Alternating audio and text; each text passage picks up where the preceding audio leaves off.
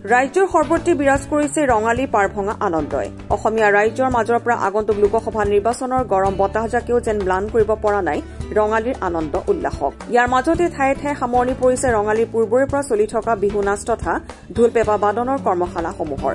ব্যতিক্ৰম নহয় নগাঁও জিলাৰ এখন বিশেষ কৰ্মশালাও ঢোলৰ প্ৰখ্যাত ওজা ৰাজু শইকীয়াই প্ৰেৰণা সাংস্কৃতিক কেন্দ্ৰৰ উদ্যোগত ভেৰভেৰী মজলীয়া আৰু প্ৰাক প্ৰাথমিক বিদ্যালয়ৰ সহযোগত আয়োজন কৰা ঢোল বাদন আৰু বিহু নাচ কৰ্মশালাৰো সামৰণি অনুষ্ঠান অনুষ্ঠিত কৰিছে নগাঁও জিলাৰ পুৰণিগুদামৰ নিকটৱৰ্তী চলচলি জলা গাঁৱত নিশা অনুষ্ঠিত সামৰণি অনুষ্ঠানটি বেহাৰবাৰী আউটপোষ্টৰ SISR খ্যাত অসমৰ এজন প্ৰখ্যাত অভিনেতা প্ৰীতম বৰুৱাক প্ৰেৰণা সাংস্কৃতিক কেন্দ্ৰই প্ৰদান কৰে শিল্পী বঁটা 2024 তাৰ লগতে দীঘলীয়া সময় ধৰি নৃত্য আৰু অভিনয় আদি ক্ষেত্ৰখনত বিশেষ পাৰদৰ্শিতা প্ৰদৰ্শন কৰিবলৈ সক্ষম হোৱা স্থানীয় কেইবাগৰাকী শিল্পীকো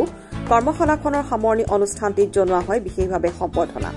ইয়াৰ সমান্তৰালভাৱে কৰ্মশালাৰ সকলো শিক্ষাৰ্থীয়ে বিহু নাচ আৰু ঢোল বাদন প্ৰদৰ্শন কৰাৰ লগতে তেওঁলোকৰ মাজতে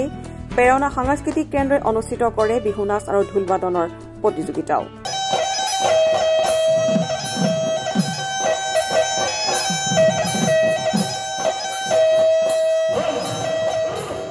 না আমি আগন্তুক ৰঙালী বিহুৰ উপলক্ষে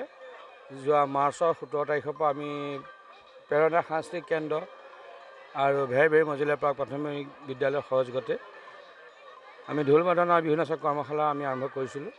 আমাৰ 30 তাৰিখে আনুষ্ঠানিকভাৱে শেষ হৈছে যদিও আমি শেষ কৰা নাছিলোঁ আমি ৰঙালী বিহুৰ উপলক্ষে আজি আমাৰ মানে এক বহাগ মানুহৰ বিহুৰ দিনা আমি সেই অনুষ্ঠানটো সামৰণি মাৰিছোঁ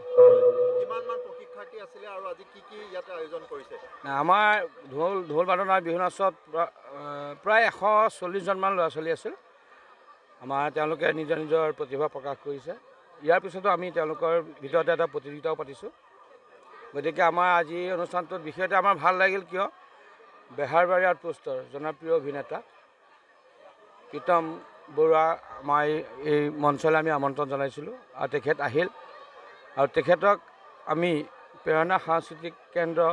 আৰু ভেৰভেৰী মজলীয়া প্ৰাথমিক বিদ্যালয়ৰ ফালৰ পৰা 2024 আমি শিল্পী বঁটা তেওঁক আমি প্ৰদান কৰিছোঁ ব্যুৰ' ৰিপৰ্ট SN India 24